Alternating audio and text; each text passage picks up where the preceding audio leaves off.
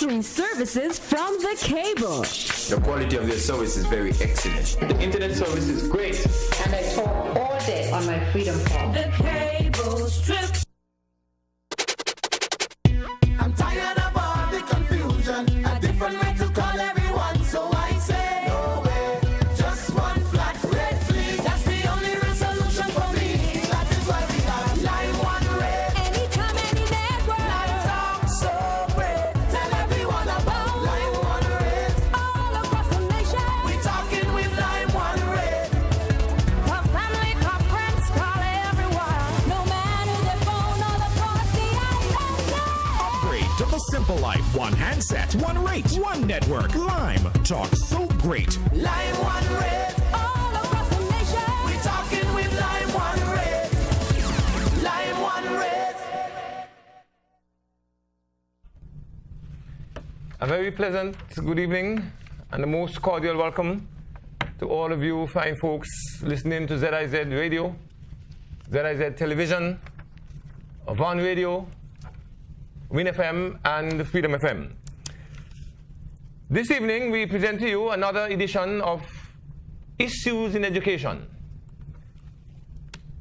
All of you are aware that for some time now the Ministry of Education has been bringing to you pertinent information with respect to developments in the sector in a manner that enables you to be actively involved as you participate by calling in and sharing with us your views, your opinions, raising your questions and outlining your expectations in the field of education. I wish to begin by apologizing for the delay in the continuity of this program, because the last time we would have been here would have been sometime last year, 2014.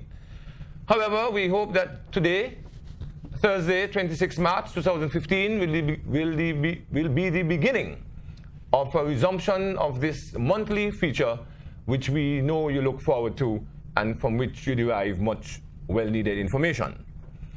Tonight on this episode, we will be discussing CXC Matters.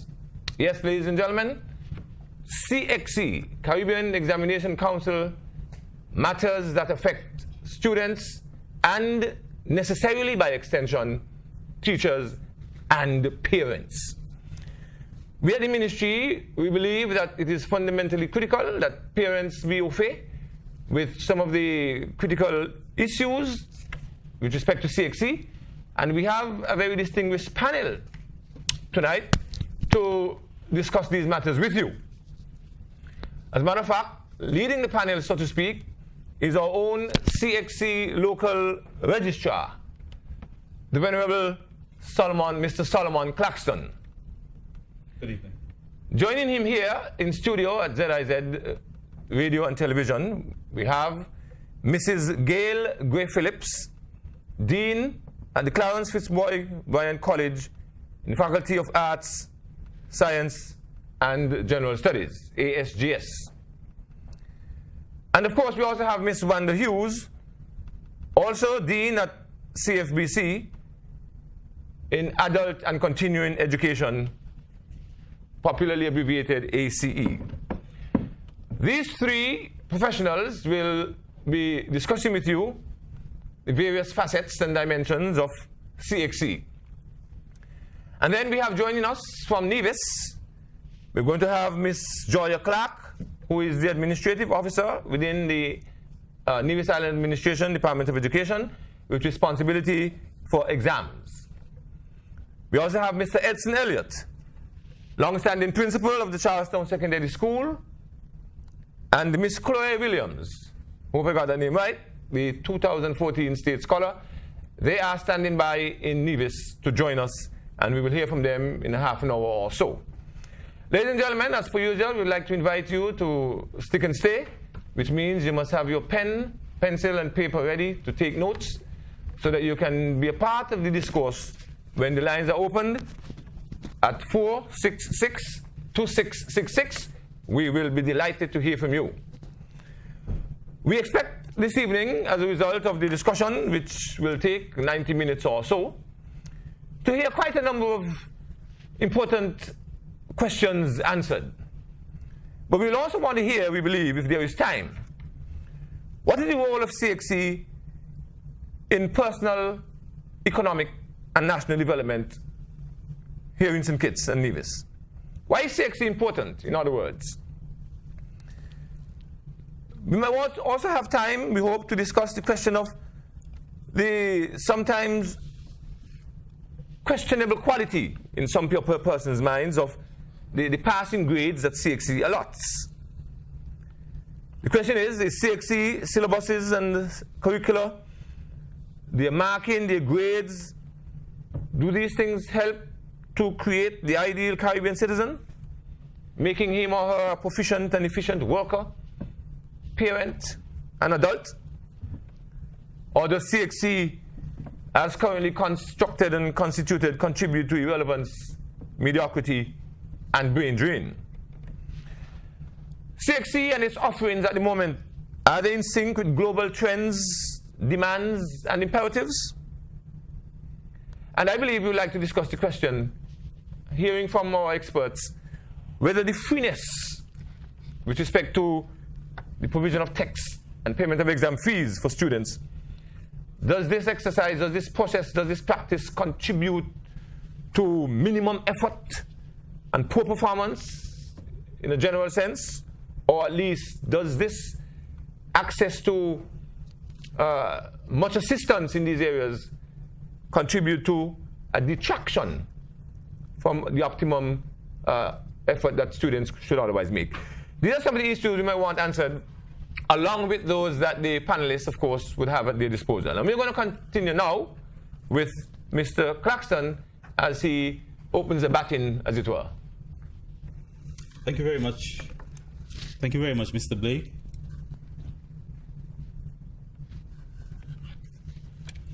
Good evening to our listening audience, our counterparts over in Nevis at One Radio, and to those tuning in on or listening via Freedom FM and Win FM. A pleasant good evening to all. I thought it necessary that we have a discussion like this because as the CXC local registrar recognized that there are some misinformations in the general public as it relates to CXC, and also that there is need for clarification and guidance in other areas. We have quite a packed agenda. Ultimately, we probably would need another 2 sessions or so to go through everything, but we hope that what we cover tonight would be enough to start the process, and that we would recognize that we have come to the point where we simply need to be doing things differently than how we are accustomed to. I'm going to briefly go through the CXC offerings and touch on them, as I mentioned, quite briefly, and then where there is need for further detail, because the main focus for me would be the CSEC aspect of it, would provide that aspect. Now, CXC currently offers, starting at the primary school level, the CPEA, or what is known as the Caribbean Primary Exit Assessment Exam. And that is currently being administered in Grenada, Anguilla, Montserrat, St. Vincent, and the Grenadines. All right? And in terms of the construct of the exams, it really focuses on 2 components, formative and summative, where during the course of the grade 6 year, the exercises and tasks that the students carry out with a book portfolio, writing portfolio, book reports, etc., they are given marks for that aspect of it, and then that mark is added to a final exam that they would get from CXC, comprising of 50 multiple choice exams. And we are in the process of looking at the CPEA and applying that to our local situation here in St. Kitts and Nevis. Then there's the CCSLC that's currently written in all government schools. This year we will have, for the first time, the Nevis International Secondary School writing that exam, and it's the Caribbean Certificate of Secondary Level Competence, and that can be likened to lower secondary. Okay, by construct, the CCSLC subjects comprises of English, maths as the core; those 2 must be done, and then you have the social studies, integrated science, French or Spanish, And you have other methods where you can obtain the CCSSC certificate, which comprises of 5 subjects.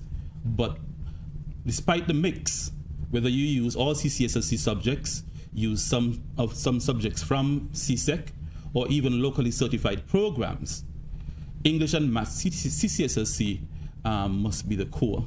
Of note that this year, unlike past years, CXC will be issuing certificates based on the subjects written. So although persons might not have the 5 subjects, if you did English and Math, you get a certificate. If you did English alone, you get a certificate. And that would help to increase the awareness and currency of that subject area. CSEC, the Caribbean Secondary Education Certificate, we are all aware of that, and that's the one that's written in the 5th form year of the secondary school. All right, some persons attempt that in 4th form, just to see if how the exam is. Some just to lighten the load when they get to 5th form. Now, in terms of CSEC and by extension CAPE, registration takes place in the year prior to the exam. We have had issues each year where persons would come to the office in January asking to register, and they might fuss and because they would have indicated that the exam is in May, June, so why can't I register? But the registration period would have closed, all right? And in terms of the registration period, all right, September to mid-October, registration for January exams, and from that point on until first week in December, you have registration for the May-June examinations.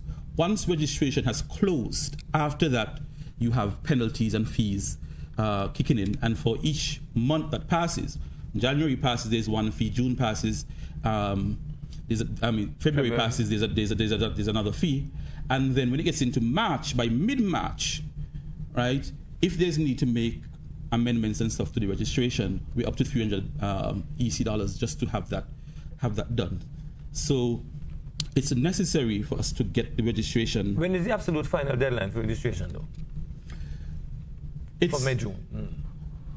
At our office, it's the first Friday in December. All right, we would close off registration for December because there's some office administration work that needs to be done. I would mention that I actually go through each registration form. Although we have a policy where persons would sign off to verify, I would go through each registration form just to see if there's still any errors. And we usually find errors just so that persons later on don't realize that my name was spelled wrong, I have the wrong subject, I have the wrong option, and then have to incur that fee, although they would have signed off and passed the liability to them. But we help them in that regard. Go ahead, Mr. Blake. Sorry to interrupt again, but you spoke of the possibility of paying late fees as late as March. That's the question I was asking. When is the absolute last deadline, including lateness? Okay. This is what I would say to you. CXC will take registration on their records. March 15th is their cutoff point. Okay. They will take registration after March 15th, right? But in terms of the fee that's applied to that amendment is roughly $300 EC dollars to have that subject, just have that candidate registered. That has nothing to do with registration fee itself, right? But personally, we don't want to be in that bracket. Okay. If you have cases where we need to deal with them, and those cases come up, and it's unfortunate, we deal with that case by case. But for us, I would want, say for St. Kitts and Nevis, we move to a point where we have zero registration issues after the close of the deadline, right? Now, a part of the registration process in the schools, there is need for students to check their information, teachers to verify the information that in order to check to see that all the students for their subject have been registered and sign off on that. So each student, after the information will have been inputted into the online registration system, right, would receive a printout of the subject registered form, back-check that and sign off, and then hand it back in, right? Very good.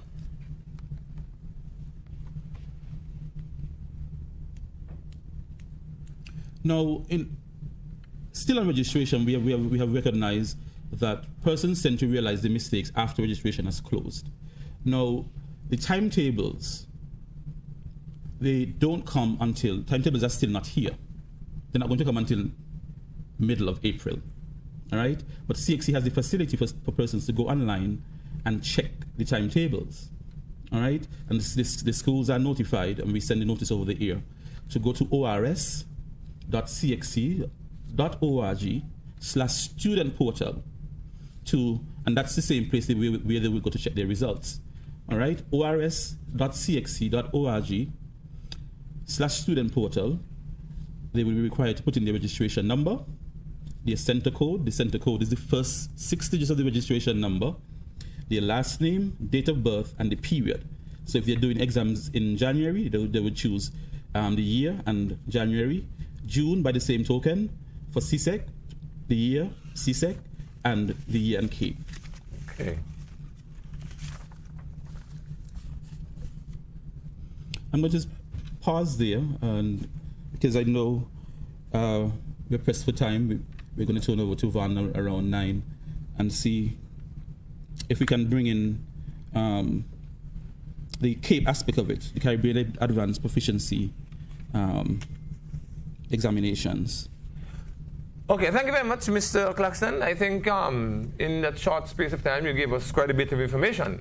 Parents, teachers, students, I hope you're taking copious notes. I hope you're paying close attention. And just to point out, if I may, I don't know if the camera can zoom in a little bit. This is the website that you check in order to confirm the date for your exam in the absence of the arrival of the timetables. But we move on, and we are going to hear now from Mrs. Phillip, Mrs. Gail Gray-Phillip, Dean of the ASGS Division of the CFBC. Mrs. Phillip. Hey, good evening, everyone. My task tonight, as assigned to me from Mr. Claxton, is to look at some study tips for both the CSEC and CAPE students. Now, you need to bear in mind that getting good grades doesn't happen by accident, right? There's some preparation that must be made. CXC, they are the exam administration body, and on their website, they have indicated some study tips for students. And the first tip, give yourself enough time to study. So you are to decide on, let's say, a 3-hour period, which you're going to sit quietly, undisturbed, no cell phones, no television, no music. Give yourself that time to get your work done. The second tip, review the syllabus and the subject reports. On the CXC side, there's a CXC store where you can download each syllabus, all your courses for free, and also the subject reports written by the examiners. Now, in the syllabus, you can look at all the specific objectives and ensure that you understand each of them and that you're able to answer any question pertaining to any of those objectives. In the report, you could look to see what are the comments made by the examiners, the common errors students usually make, so you don't make those same mistakes. The most difficult areas that students normally have difficulty in, so you may be able to concentrate on those if needs be. Number 3 tip, organize study groups with your friends. And notice I said study group, not liming group. So when you meet, you must have a plan, and the aim is to accomplish that plan. Number 4, I indicated earlier to take, let's say, a 3-hour study period, but there's a need to take regular breaks. You can't sit for the whole 3-4 hours and concentrate on one set of material. You may need to digest the information in small chunks. So you may get up, walk around, meditate a little bit, think about the information, run it through your mind, and then go back. Practice past papers. I would suggest at least the recent 5 past exams, and to also do them in the allotted time. So if the exam is 2 hours, you will try to sit and complete the exam in that period. And in the end, evaluate your performance.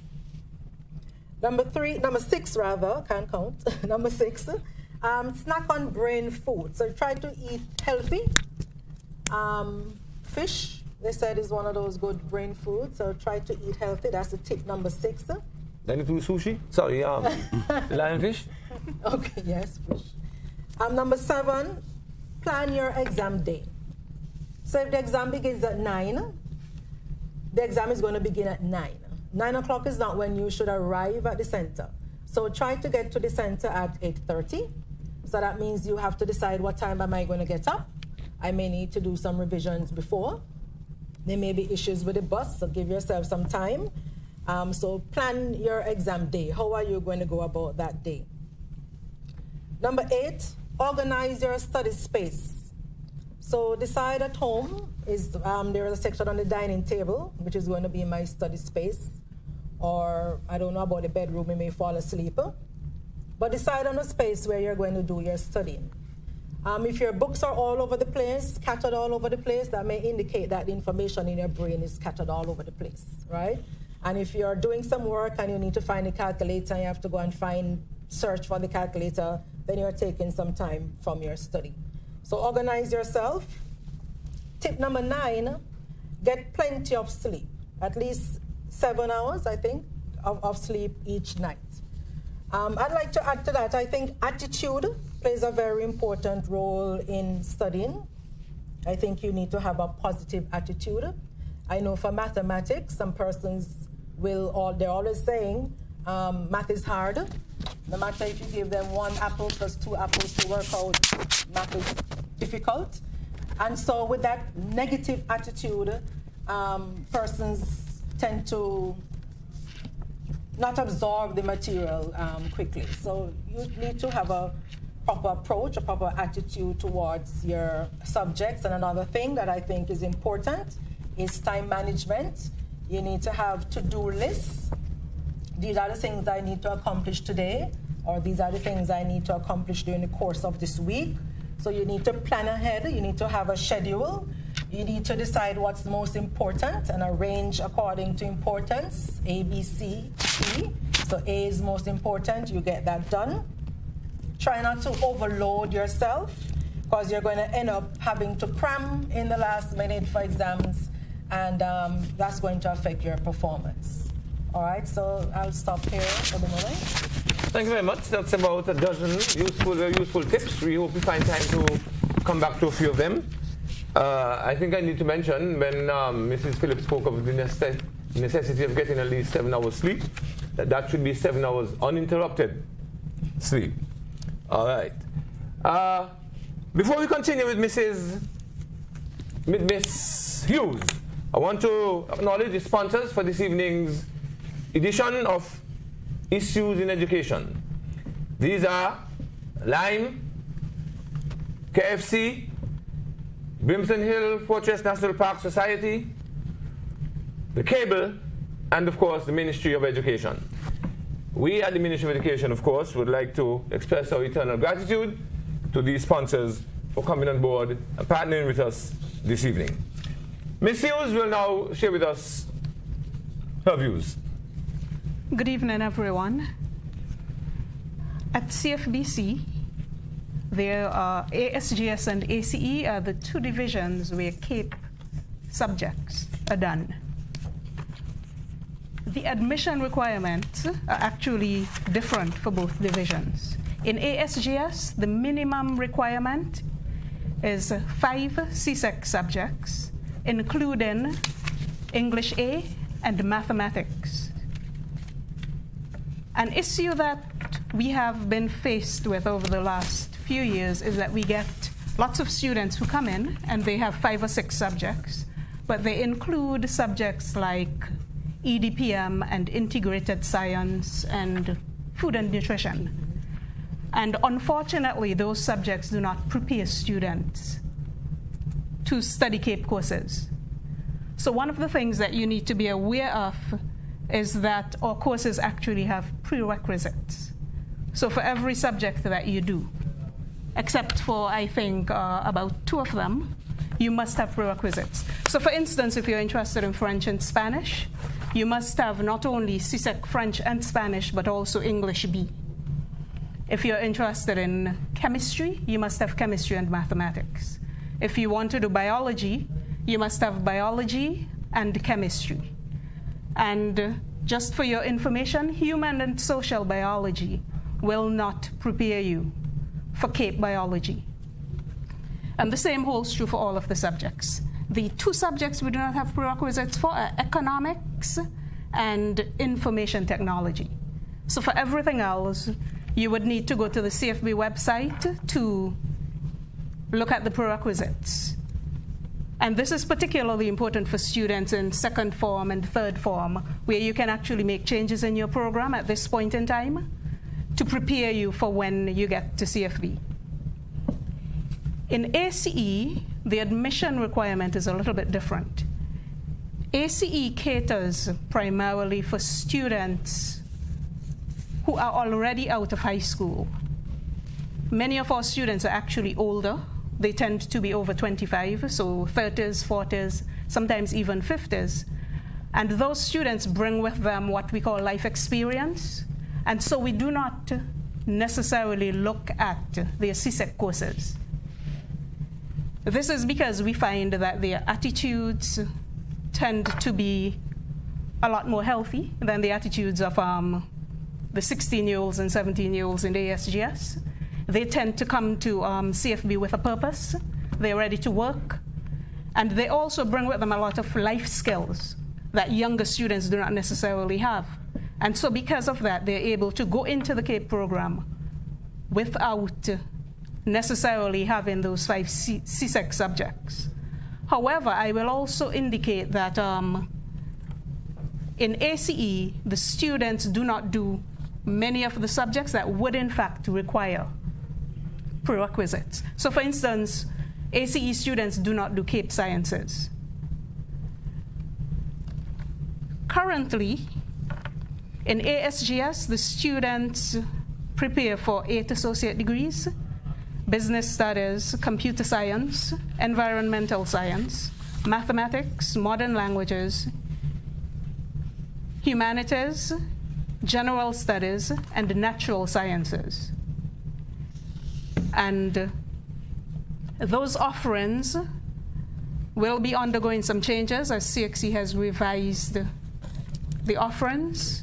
As of this year, the new offerings are in business studies, and students can do accounting or economics or entrepreneurship. Humanities, and their students can choose history, sociology, law, modern languages, visual communication, or performing arts. And under natural sciences, they can focus on mathematics, information and communication technology, natural sciences, and environmental studies. Now, it's important to note that after 2016, there will be no general studies. And so it means for those parents who have students coming into CFB this year, their students, your children must be focused on a specific associate degree, so that at the end of the 2-year period, they have the prerequisites for the associate degree. That is extremely important. Prior to the changes, students would have been able to do any 7 units and walk away with a general studies associate degree. But that degree is no longer going to exist, which means they will have to focus on a specific area. In ACE, students tend to do primarily general studies because the offerings in ACE are very limited. Anybody coming into ACE, we offer accounting, management of business, economics, history, sociology, and law. If students can actually come during the daytime and do classes with the full-time students, then the other options would be open to them. But for students who are limited to coming at 5 and doing classes after hours, they're limited to those 7 units. Everything else will be offered between 8 o'clock and usually 5 o'clock, 6 o'clock, and so those courses would not be open to them. Okay, thank you very much. We are going to pause briefly for a station break. When we come back, we'll hear from Nevis, and after Nevis, we'll open the lines. Enjoy all 3 services. Cable. The quality of their service is very excellent. The internet service is great. And I talk all day on my freedom phone. The cable strip. I'm tired of all the confusion. A different way to call everyone, so I say no way. Just one flat red please. That's the only resolution for me. That is why we got Line 1 Red. Anytime, any network. Line talk so great. Tell everyone about Line 1 Red. All across the nation. We talking with Line 1 Red. Call family, call friends, call everyone. No matter their phone, all across the island. Upgrade to the simple life. One handset, one rate, one network. Lime. Talk so great. Line 1 Red. All across the nation. We talking with Line 1 Red. Line 1 Red. Explore the history of St. Kitts with a visit to the Brimstone Hill Fortress National Park. This 42-acre complex of fortifications has been designated a UNESCO World Heritage Site. Upon entering the fortress, you can choose to visit the gift shop and orientation center, where you can purchase unique, high-quality items at duty-free prices. Or you can look in on the Fort George Museum, which boasts a collection of military and other exhibits unrivaled in the Eastern Caribbean. The breathtaking view of Brimstone Hill includes the mountain range and a view of several other islands on a clear day, and of the sandy point bay that the fortress once defended. Visit us and really experience the history of St. Kitts. This venue will also lend an indescribable ambience to your wedding or banquet. Want to get the latest news and information on demand? Check out ZIZonline.com. Our website is updated daily to bring you all the latest local, regional, and international news. Gone abroad and miss home? Check out ZIZonline.com for our live streams and uploaded local content. We're also on Facebook. Like our page and receive photos, info, and updates directly on your newsfeed. Living on the go? Then our new mobile website can work for you. Visit ZIZonline.com and get all the information you need on your phone's browser. ZIZonline.com, reaching you wherever you are. Thank you and welcome back. We now cross over to our sister island, and we'll hear from our friends there, Miss Joya Clark, Mr. Edson Elliott, and our state scholar, our current state scholar, Miss Chloe Williams, as they share with us their perspectives on this matter of CXC and what it purports to represent and offer. Hello and good evening and welcome. Good evening to you, Mr. Blake, and good evening to the listening public. I am Mr. Edson Elliott, and my role here this evening is basically to speak about e-marking.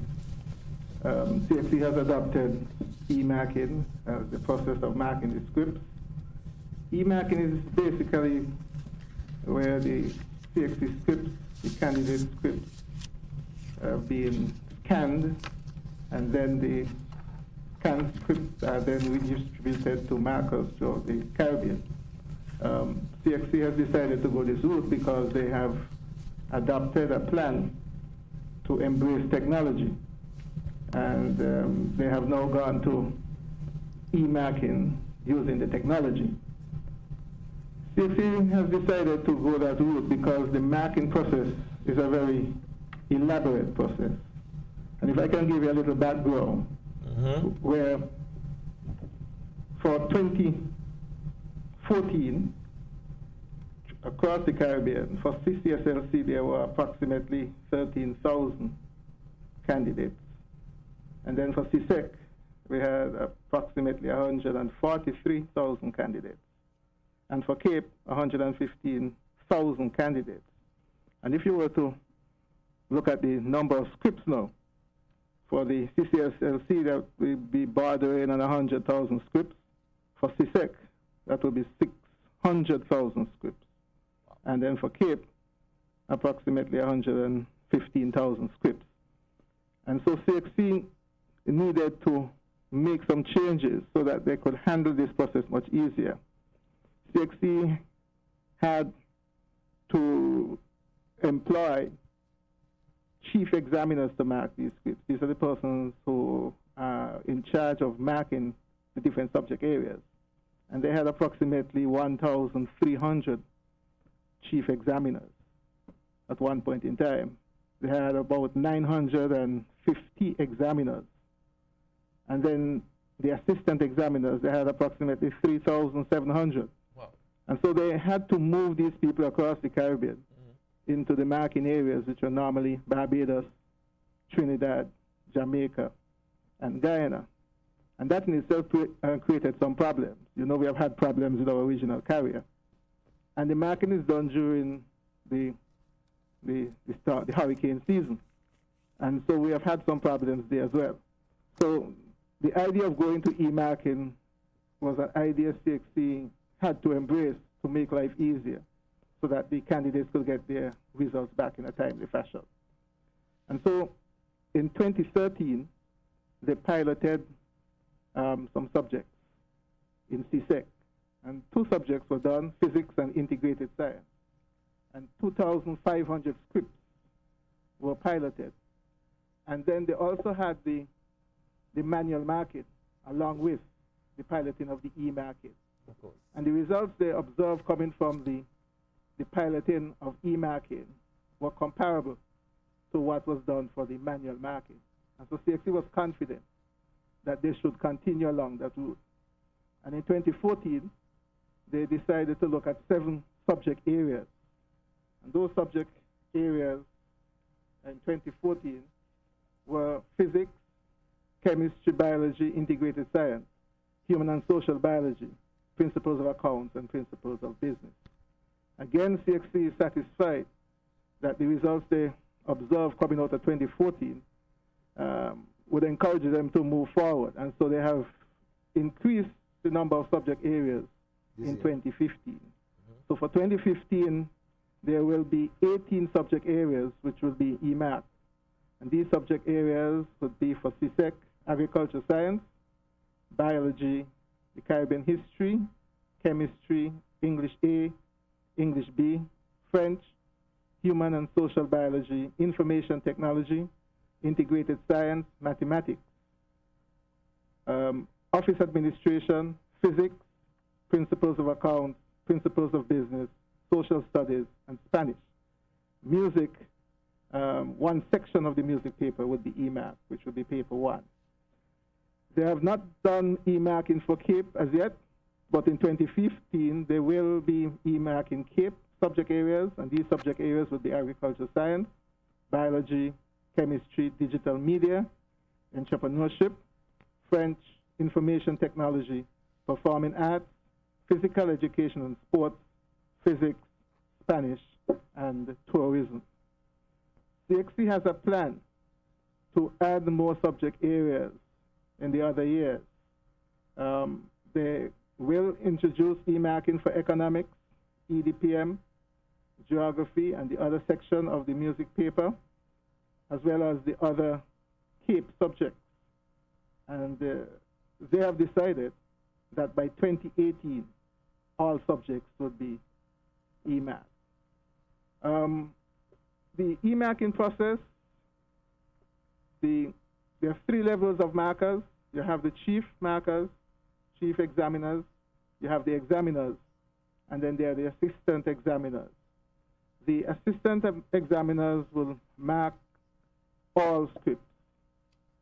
The examiners would be reviewing the work done by the assistant examiners, and the chief examiners will be reviewing the work done by the examiners as well as the work done by the assistant examiners.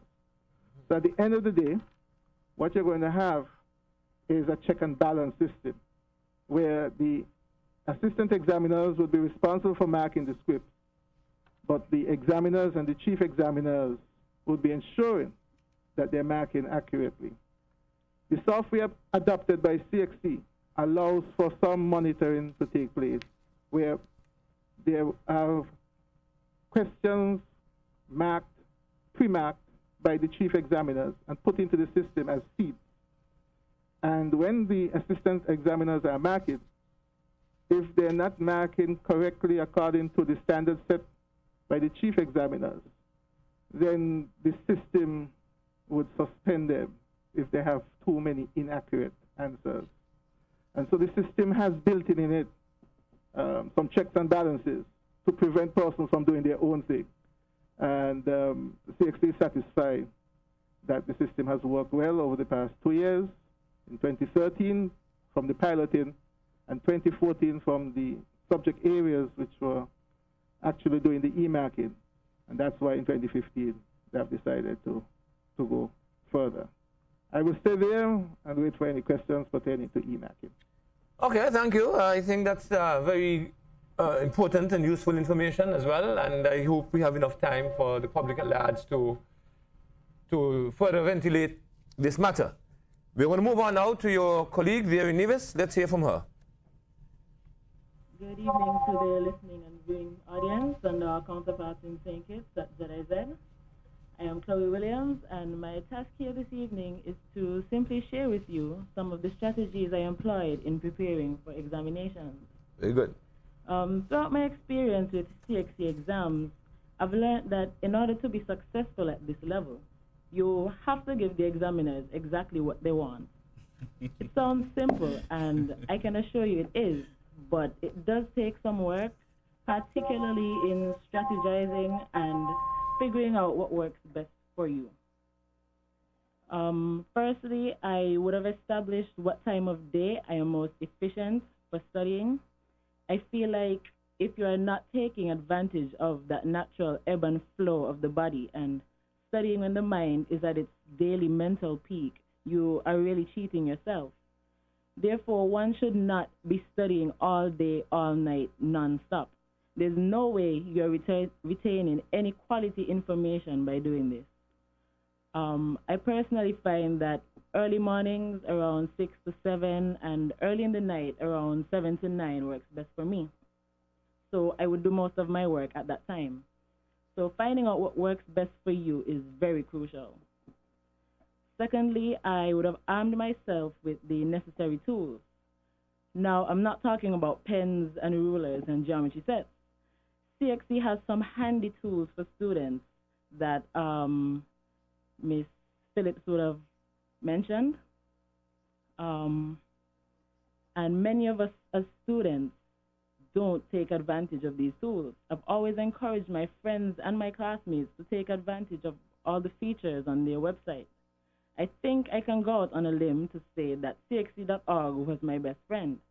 Even now, when I type www.c, the first thing my computer suggests is CXC.org. I always went out of my way to get past papers for all my subjects.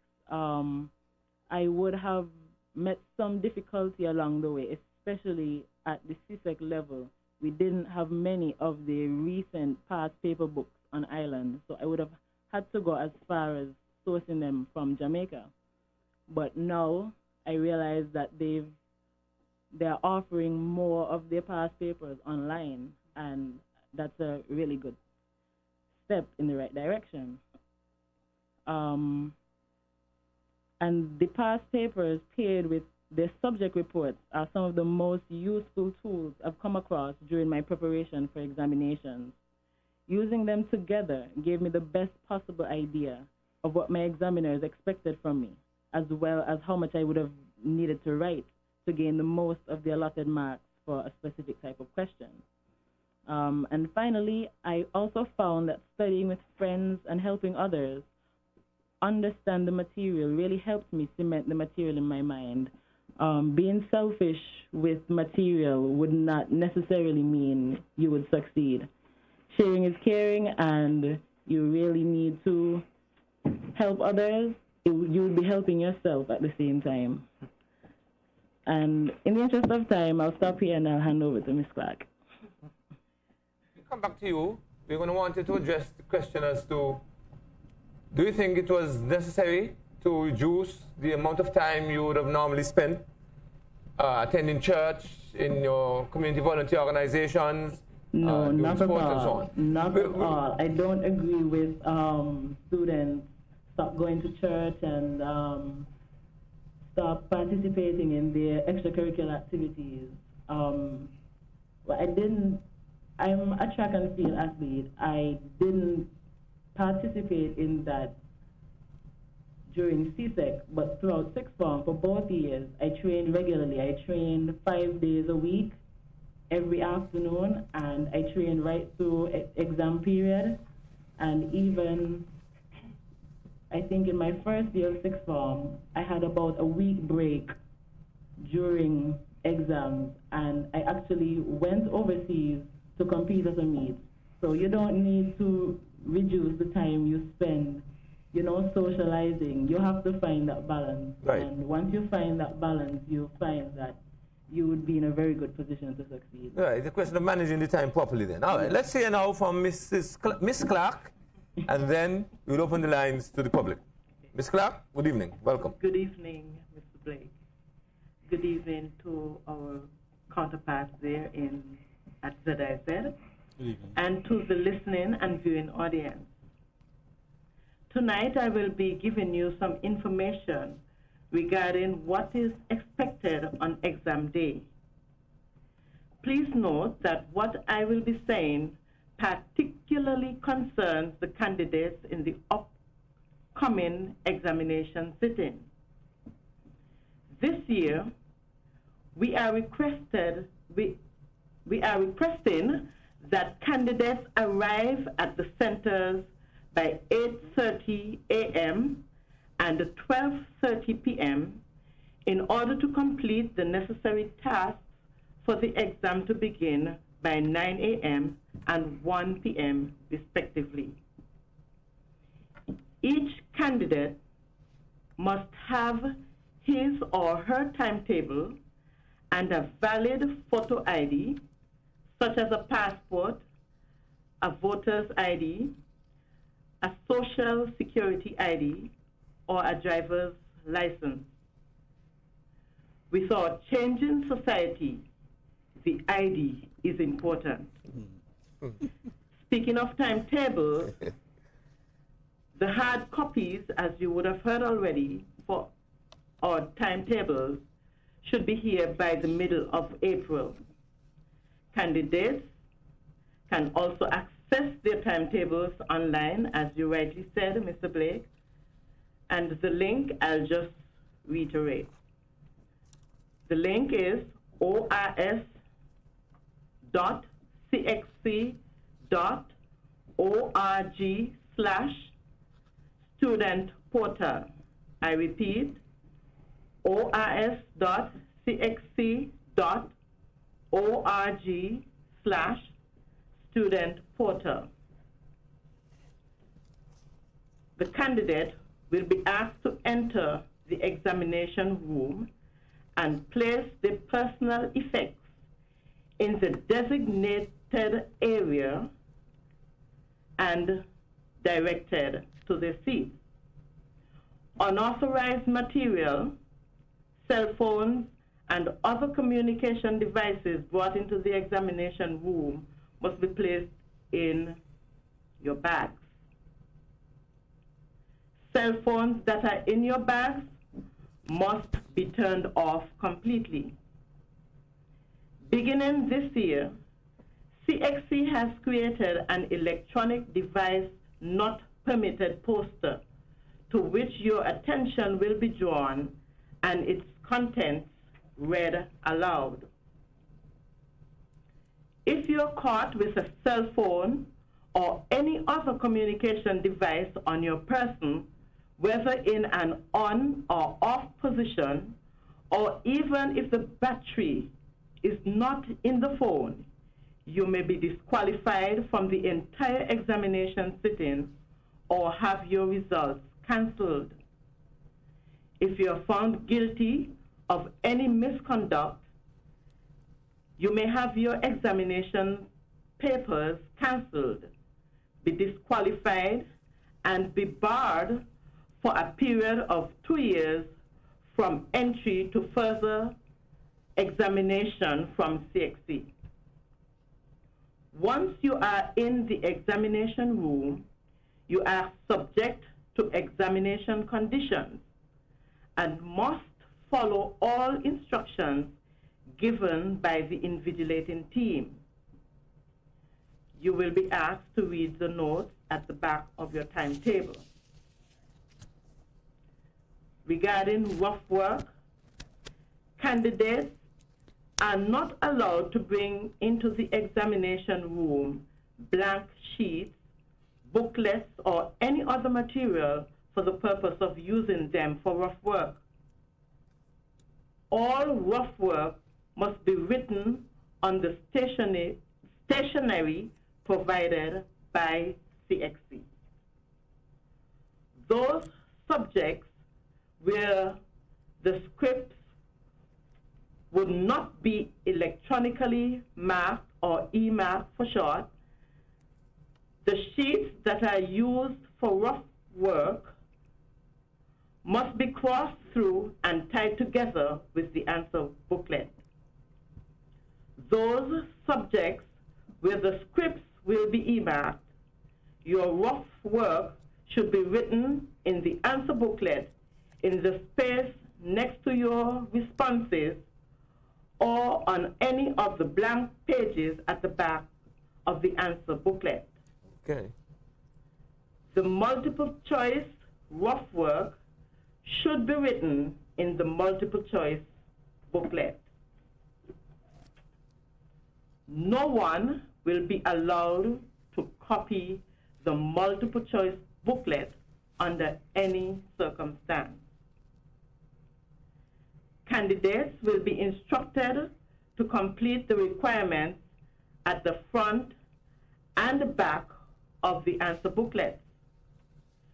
You must not give assistance to or receive assistance from one another in answering the examination paper. If your question paper, answer booklet, or multiple choice answer sheet is defective, raise your hand to indicate such to the invigilator. Essay-type questions are to be written with black or blue ink pens. Any other color is prohibited. Fountain pens and gel pens are also prohibited. Each question should begin on a new page. However, parts of a question, for example, 7A, 7B, or 7C, may be written on the same page. For scripts that are to be e-marked, if in answering a question you had to complete your response on one of the additional blank pages at the back, please indicate the particular question at the top of the page. At the end of each examination session, candidates are to ensure that all information has been entered correctly on the answer booklet, that is, the subject name, proficiency or unit, test code, the year of examination, center number, center name, and the candidate's registration number, the candidate's name, date of birth, gender, and signature. Your center code and candidate number should be written on any supplementary answer booklets or single sheets used. All loose sheets should be assembled in the order in which the question has been attempted, and then fastened inside the booklet, or as instructed in the rubric of the question paper, with a string provided. Remember to list all questions attempted at the front of the booklet. Ensure that you take your candidate's receipt after the supervisor or invigilator has signed in the appropriate section. And lastly, all objective test booklets, mathematical tables, chemistry formulas,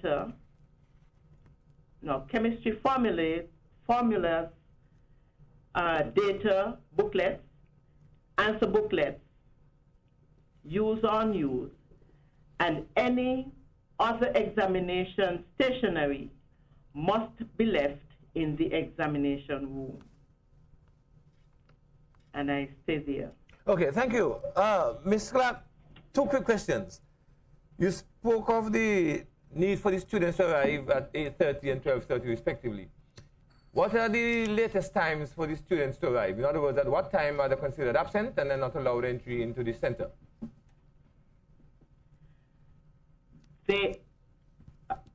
When the examination has started, so once after half an hour into the examination, no student at all will be allowed in the room. Under any circumstances? Beg your pardon? Under any circumstance? Under any circumstance. Okay, thank you, and I hope the students who are listening take note. The other question is, if a student is disqualified for whatever reason, what resort does he have? What course does he have for redress, if you wish? How can he challenge the disqualification? He can challenge. He can Mr. Claxton, write a letter requesting, why, and probably state in the case why they think they should get some sort of result. And it is left up to CXC to respond positively or not. Okay. To add to that response, Joya, when someone the result for a candidate has been cancelled, okay, they are notified in writing by CXC, and they have a specified period in which to appeal the ruling of CXC. Okay, now during that period, they would need to furnish to CXC new information, okay, because you would realize that the supervisor or invigilator would have generated a report speaking to the offence that was committed. The candidate themselves also have to write a report to accompany the report of the supervisor and the invigilator, and that would go to CXC, and they would make a decision based on that. So then, in the appeal, you are now presenting new evidence that was not already furnished as to why we should overturn the original ruling. Okay, while you're at it, how do students? How can they question the result that they get from CXC? They get a grade 1, a grade 2, or a grade 9? How can they question that? So they would have gotten their results and they're not satisfied and they want to request a grade review. It's pretty simple. We tend to centralize the process here in St. Kitts Nevis, where we ask the persons to come to the Department of Education in St. Kitts and Nevis, and just simply to indicate the subject that they're requesting the grade review for. We'll submit that online, and there's 2 forms of payment.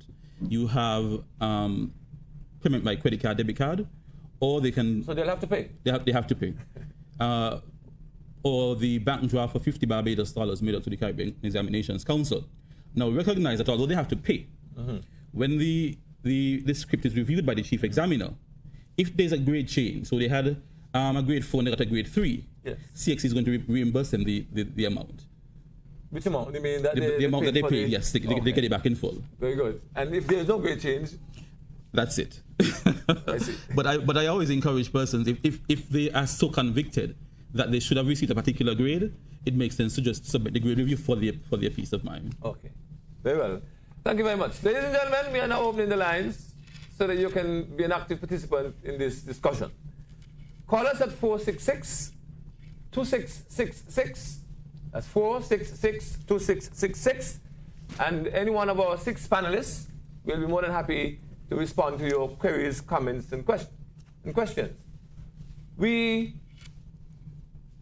hope and believe that a number of students, particularly fifth formers, are part of the listening and viewing audience tonight. And we want to particularly and strongly encourage you, our students, our young people, to get on the phone and call in and get further clarification, further information on what you would have heard so far. In the meantime, while we wait for those calls, we're going to return to our panelists here. We will return to those in Nevis in a while and give them an opportunity to make further interventions and perhaps add to what they would have said earlier.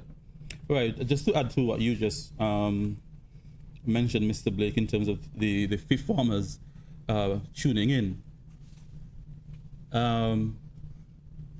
The information, especially the exam day regulations that Ms. Clark would have just mentioned, is going to be posted on our Facebook page, SKN Exams, because you realize it was quite a bit of information, Definitely. very pertinent information, so that persons can review it in their own time. Okay, we have our first caller, Mr. Claxton. Sorry to interrupt you. We'll take him or her and say, welcome. Yes, good evening. I would like to know, a child willing to pursue a career in mechanical engineering, what subject choices does the CFBC offer? And what line of subjects they should do at CFBC in order to continue? Mechanical engineering. Yes. Very good. Thank you. Do we have another caller? Yes, we do. Good evening, caller. Hello, good evening.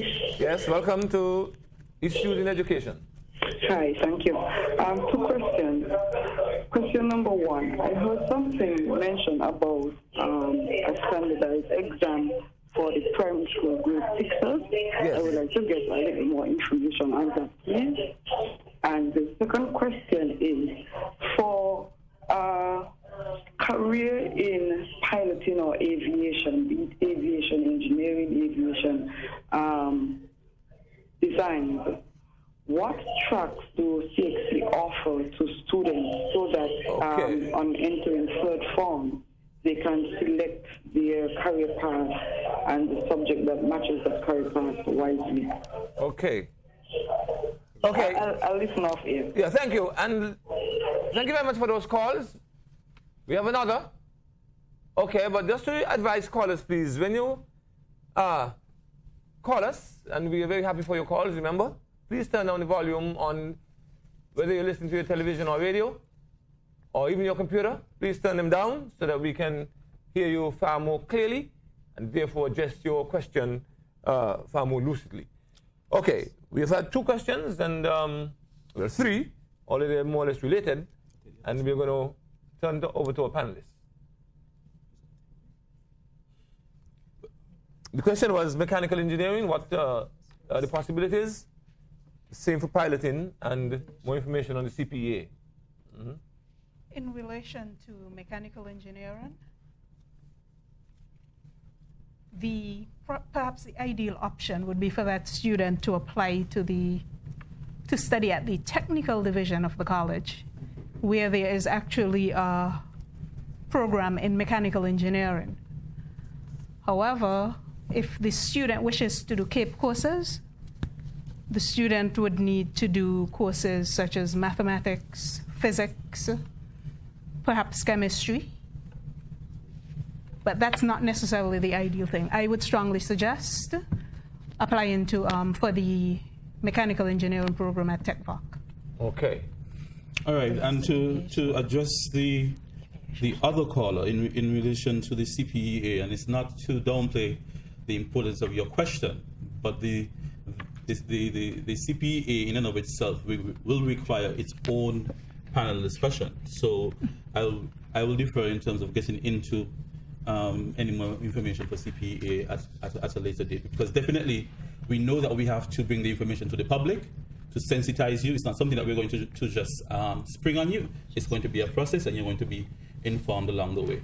Let me advise that the idea is, the plan is, the intention is to discuss the CPEA with all of you parents via not just fora like these, but also at PTA meetings. And who knows, we might very well call a town hall meeting to discuss this very important introduction innovation for your primary school child, which should be coming on stream here in St. Kitts in full force sooner than later. And so I agree with Mr. Claxton, instead of attempting to give a superficial response now, listen in, listen out. We're going to be having further discussion on this matter of the Caribbean Primary Exit Examination, which primary schoolers will be subject to. And we will be inviting you to be active participants in this discussion as well when the time comes, and that will be sooner than later. All right, we address the matter of piloting aviation engineering. Well, to be honest, I'm not going to pretend to know the subject areas. I think we might have some guidance counselors listening. They might be in a better position, but I honestly can't speak to the subjects. I'm glad you raised the question of guidance and counseling, Mr. Claxton, because I think what we're doing here, and we'll continue this after this caller. Welcome, caller. Yes, sir. Good evening, Mr. Blake. I think I got in kind of late, but I was trying to wonder if anything was said about the teachers' part. The what? Teachers what? Teachers' college. Oh, the teachers' college, with respect to? Applying and the subject areas. With respect to what? Sorry. Applying and subject areas. Finance? Applying. Oh, applying. Sorry, I'm not hearing you too well. Applying to the teachers' training college, you mean? Yes, sir. That is the teacher education division. Okay. Over to you. I'm not necessarily an expert on that area. However, to my knowledge, you would need 5 CSEC subjects, assuming you're going into primary education. You need 5 CSEC subjects, including mathematics, English, A, social studies, and a science. Well, social studies, history, or geography. Then in relation to secondary education, you would need the basic entry requirement plus 2 A-levels. Let me just add that you can apply to CFBC online. There's online application. You go to cfbc.edu.kn and you can complete your application online. Not only that, I would like to advise the listening audience that it is possible to apply and be accepted into the Teacher Education Division of CFBC without first having taught. In fact, we have 1 or 2 persons, maybe more than 1 or 2, who have already done that, and that is very possible.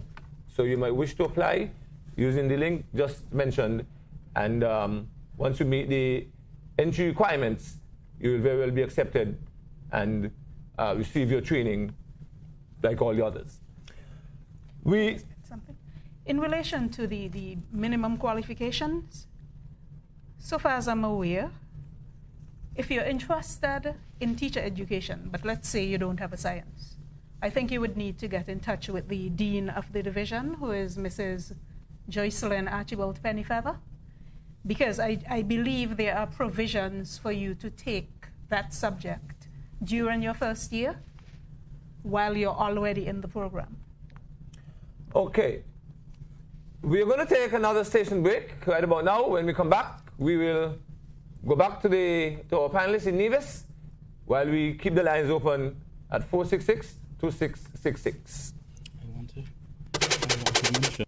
I'm tired of all the confusion, a different way to call everyone, so I say no way, just one flat red fleet, that's the only resolution for me, that is why we are Line 1 Red. Anytime, any network, lights up, so tell everyone about Line 1 Red. All across the nation, we talking with Line 1 Red. Call family, call friends, call everyone, no matter their phone all across the island. Upgrade to the Simple Life. 1 handset, 1 rate, 1 network. Lime. Talk so great. Line 1 Red. All across the nation, we talking with Line 1 Red. Line 1 Red. Enjoy all 3 services from the cable. The quality of their service is very excellent. The internet service is great. And I talk all day on my freedom phone. The cable strip. Want to get the latest news and information on demand? Check out ZIZonline.com. Our website is updated daily to bring you all the latest local, regional, and international news. Gone abroad and miss home? Check out ZIZonline.com for our live streams and uploaded local content.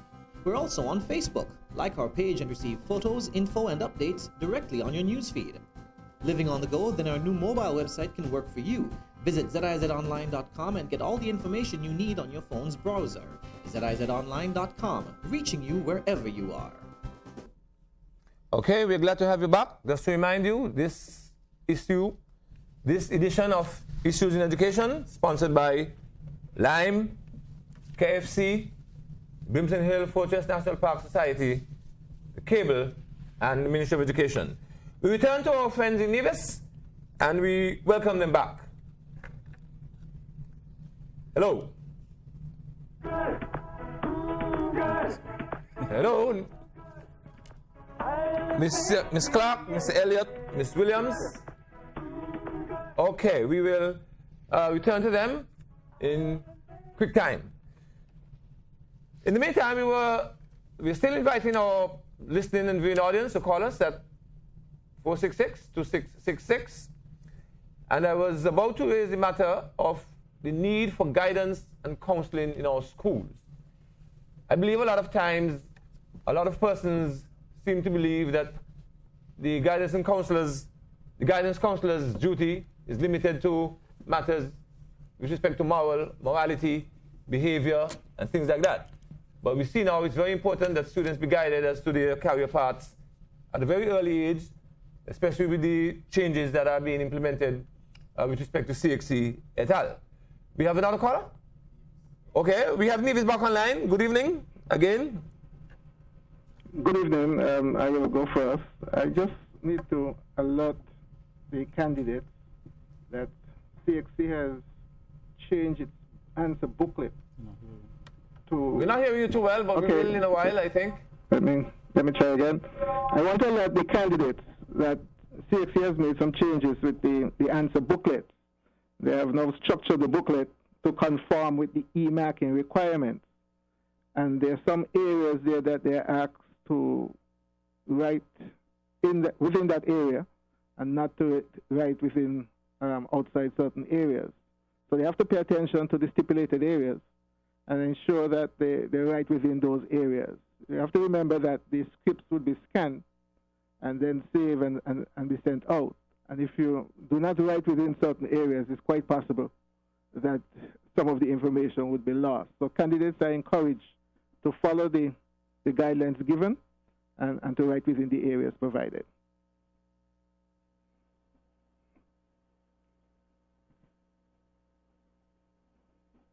Okay, that's it. Thank you. Let's take him. Good evening. Good evening, caller. Hello. Hi. Yes, welcome to this program. Good evening, yes. Can I ask my question now? But of course. Okay. I wanted to find out what is if they are setting any courses in place for individuals who already have kids and would like to take evening courses, and what those courses are. Okay. You already have an associate degree? Hello? You're saying you already have an associate degree and you want to take some extra courses? Well, we already have a high school certificate. Okay. But you want to know, if like me, I have children, so it would be more feasible if I can take the courses in the evening. So I was wondering what kind of courses are there available at the CFPC for people in situations like that. Okay, well, we did mention that a little bit, but perhaps we'll give you some more details as to what courses are available. But we'll have to take another caller, I think. Okay. So, carry on, Miss Hughes. In ACE, you would have the option of doing a CAPE associate degree. And your options would include things like a degree in accounting, or entrepreneurship, history, sociology, or law. We also have short-term courses, certificate courses basically. For instance, we have Introduction to Psychology, Introduction to Social Psychology as well. In September, we will be doing a short course in cake decorating. So we also have that type of course, if that's what you're interested in. But if you want a full program of study, you can do an associate degree. Is there any thought of introducing parenting as a full-fledged complete course? You haven't thought about that. I think it's time we do, because I am one of those who are convinced that 99% of the problems that we are facing in our society, especially by young people, can be traced to lack of parenting, poor parenting. So maybe it's time we pay some serious attention to that. I think you wanted to make an input? Oh, I had a question for Mr. Claxton, really. There are some students who are doing CAPE and also CSEC, and in doing so, across the different levels, they may have clashes. So I'd like Mr. Claxton to speak to those situations. Thank you very much. I think it's clear that from the calls that what we've started tonight we can't stop, but it comes at a cost. So the business community, if you're willing to, we want to continue this, but we will solicit your assistance in sponsoring the airtime. Definitely, we realize that there are a lot of issues that would need clarification. To speak to what Mrs. Phillip mentioned just now, in terms of clashes, all right, we have clashes this year at the CSEC level, where persons would have clashes between their regular CSEC subjects, have clashes at the CAPE level only, and we also have clashes CAPE across CSEC, all right? And I'll explain each, right? Now, at the CSEC level, you have clashes in home management and technical drawing, home management paper 2, technical drawing paper 2, agricultural science, double award paper 1, music paper 1, agricultural science, single award paper 1, music paper 1, home management paper 1, mechanical engineering paper 1, building technology woods paper 1, clothing and textiles paper 1. So students who are doing those subjects, all right, the arrangements in terms of which paper you would do first, second, third, all right, has already been communicated to your school, so you can contact them to find out the particular arrangements. For CAPE, students are writing Environmental Science Unit 1 and Sociology Unit 1, paper 2, Applied Maths Unit 1, paper 2, and Spanish Unit 1, paper 2, Applied Maths Unit 2, paper 2, Spanish Unit 1, paper 1, Digital Media Unit 1, paper 1, Sociology Unit 2, paper 2, and Environmental Science Unit 1, Sociology Unit 2, paper 1, Ag Science Unit 1, paper 2, French Unit 1, paper 3, and Biology Unit 2, paper 1, Information Technology Unit 2, paper 1. Those students have clashes as well at the CAPE level, and again, in terms of the arrangements for which subject you'll do first, and etc., you can get that information at your school. Mr. Claxton, those sound like quite a number. Are those inevitable? Are clashes inevitable? Do we have those every year? Yes, and of course it depends on the combination of subjects that the students would choose. I see. Now, the more heart-wrenching ones are the ones where you have clashes across CAPE and CSEC. Mm-hmm. And you usually have cases where students would be at CFBC, for example, they need the math, they need the English, they need the accounts, and so they have no choice. In order to move on, they must get these offerings. So we actually have this year about 3 or 4 students who are writing 4 papers on the same day. Wow. And literally based on the arrangements, when they begin at 9, they're going to finish in the evening after 6 p.m. And we have no choice, because what we would recognize is that you have to maintain the integrity of the exam. But of course. All right, so you can't, so those students will be under quarantine procedures, no interactions with anyone, and I wish them the best, to be honest. So do I. All right, so you have, for classes across CAPE and CSEC, persons that are doing economics, Unit 1, Paper 2. MOB Unit 1, Paper 1. Those students have a clash with Principles of Accounts, Paper 1 and 2. So that's the set that have 4 papers on the same day. Oh. All right? You have students that have 3 papers the same day, where you have students that are doing Geography Unit 2, Paper 2, and Mathematics. All right? Those are the same day. So, and then you have Law Unit 2, Paper 2, and the clash again is with Mathematics. And that information has already been communicated to Mrs. Phillip. But notice has been sent out. They need to get in touch with her. Now, although you might not have heard your subject, I'm imploring everyone to check the timetable to ensure that there are no clashes. That just in case you might have missed your area, all right? Because arrangements need to be made ahead of time so that you are aware what you need to do on exam day, and you're not scrambling to find out, okay, what's going to happen to be. I want to go into, while I'm on that, examination venues. Right? For St. Kitts Private and CFBC ACE students. For St. Kitts Private, CFBC ACE students, you will write your exams this year at CFBC, except for your Human and Social Biology Paper 2 that you will write at the St. Johnson Community Center. Okay, so St. Kitts Private and CFBC ACE students, take note that your exams will be at CFBC, except for your Human and Social Biology Paper 2 that you will write at the St. Johnson Community Center. Additional notes in relation to St. Kitts Private and CFBC ACE students. For your EDPM paper, take special note that for the CFBC ACE students, the EDPM paper on May 6th, your exam will be in the morning of that day at the TechVoc Computer Lab. So that's the lab at the Hosford, the Hosford campus. That's where your exam is going to be. CFBC ACE students. St. Kitts Private students writing EDPM on that same day, your exam is going to be also at the TechVoc Lab, but it's going to be in the afternoon. Take note that you need to be on site at 12 noon, because you would recognize persons who have already written the exam, so quarantine procedures need to kick into play right there. St. Kitts Private students writing French, registered for French, will do that at the St. Johnson Community Center. The technical drawing candidates, you will write your exam at Washington Archibald High School.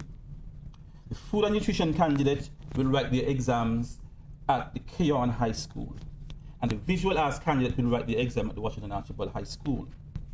Bastia High School students, take note that your exams will be at the St. Johnson Community Center, except for EDPM on May 6th, your exam will be at CFBC, and you are to arrive at CFBC at 12 noon to write your exam at 1 p.m.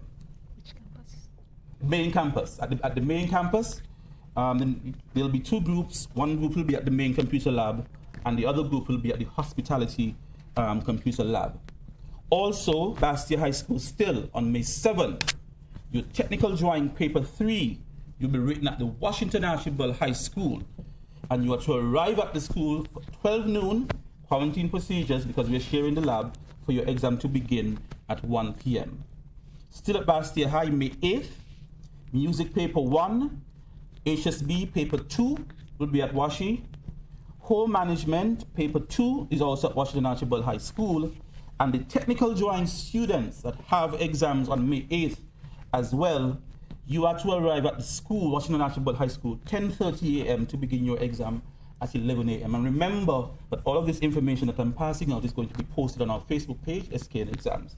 And to wrap up, ICCS, exam venue still ICCS, Immaculate Conception Catholic School students, May 6, your EDPM paper 2, you will write your exams at CFBC, Hospitality Computer Lab, that's done at TechVoc, in the morning. And Washington Archibald High School students for EDPM, May 6, you are going to write your exam at CFBC as well, but you'll be at the main computer lab up at the main campus. Okay. Hospitality's main campus, sorry. Thank you very much. I'm not so sure if our friends in Nevis are still available to have a final say, because we have less than 5 minutes to wrap this discussion up. While we wait for them to contact us, we will have our final words from Mrs. Phillip and Miss Hughes. Okay, Mr. Blake. In quick time. Well, firstly, I want to wish the students all the best. In Chloe, in speaking, she indicated that she took break 1 week during her studies, during exams, to go and compete in an athletic meet. That indicates to me that Chloe was well organized from very early. She didn't stay until the very end to start studying. So it's not late. I encourage everyone to start, if you haven't, to put in some good time, and all the best for your exams, both for CSEC and CAPE. Okay. I just want to speak specifically to students interested in applying to CFB. Again, you may apply at cfbc.edu.kn. And what you would have to do is to just indicate which division you wish to be in, whether ASGS, and that's for full-time students, or ACE, part-time students. Thank you. Is Nevis on board? Yes, we are. Hello? Yes, hello. Right. In 30 seconds, your final input, please. Okay, I just wanted the private candidates to know that chemistry, biology, and physics, the paper 3 will be a practical paper. Did you get that? Yes. One of the questions will be a practical. Did you get that? Yes, and we have been advised that one of the questions will be a practical one. Yes. Right. And, okay, there was something else I wanted to talk about regarding students, accommodation being made for candidates with contagious diseases or special needs. You know, we usually make some sort of arrangement for them. And there are some students who may be hospitalized on the day of exam. Yeah. Once the doctor and that person feels able enough to do the exam, arrangement is made for the examination to be done. Very good. Thank you. Thank you. Ms. Williams? Good evening again. Yes, your last word in quick time.